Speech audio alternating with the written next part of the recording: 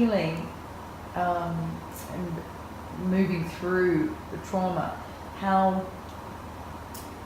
I know it's probably difficult to frame how long something's going to take, but really how much time and effort, and what is beyond the healing, like how much should we put into that? Yeah.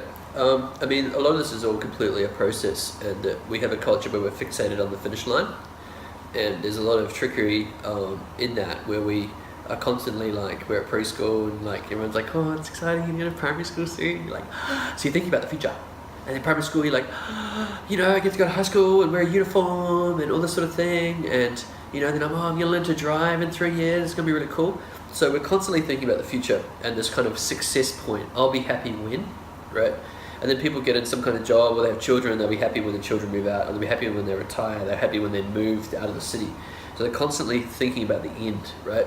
So people get obsessed with thinking about a finishing point where everything's done, which is kind of, in a sense, it's quite masculine, because women are free-flowing energy, which is constantly in flux, whereas men are a bit more fascinated about, like, basically just being silent. If you look at Way of the Superior Man by David Deida, a lot of that, he talks about men being pure consciousness, where when he's arguing with his partner, he wants to finish the argument so they can both shut up.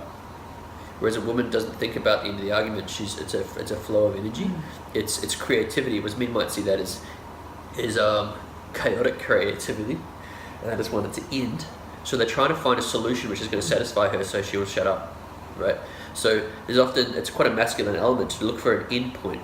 However, when it comes to like this sort of sexual healing, again, I want to point out that yoni massage is, it's one vector to healing, one yana, one, you know, like one vehicle to healing. Whereas you can do, it's not like, oh, we're all sitting here going yoni massage is the way to the future, you know, because in any kind of sexual relationship, all this sort of healing can happen through any kind of sex, really, when it comes to basically vulnerability, emotional disclosure, and safety, and healing inside your relationship, whether it can be through talking or through talking about issues and then making love afterwards, where you're more open and more emotional, which can be really good. That can happen in any kind of relationship, all right?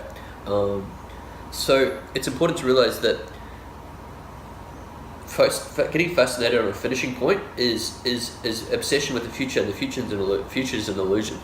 The ultimate sexual experience is to be completely present with it, right?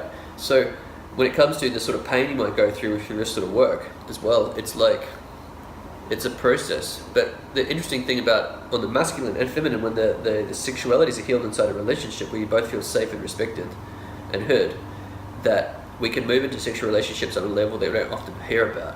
And this is making love beyond healing, making love for creativity, making love for like actually quantumly manifesting your future, because the altered state of the sexual experience, particularly the orgasmic experience, the veil between worlds becomes very thin, and your collective intention together in your sexual state can help manifest the things you want in your life, you know, like, not, you know, like, whatever you want, really, because that's the way you make children. But you can do it to think about the future you want, where you want to be, like opening things up. So it's like, it's the ultimate prayer is unified sexuality beyond healing.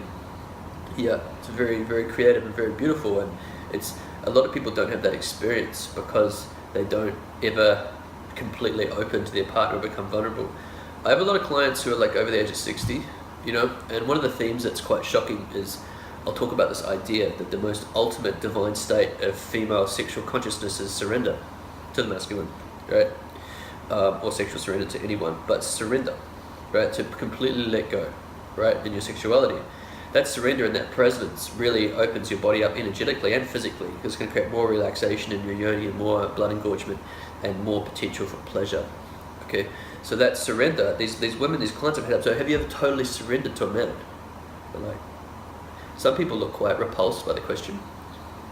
Yeah, because they're actually realizing that that's a foreign idea. Yeah, because they're older, they've been exposed to more negativity around their sexuality and more mistrust of the patriarchal masculine system and mistrust of men in general. Yeah.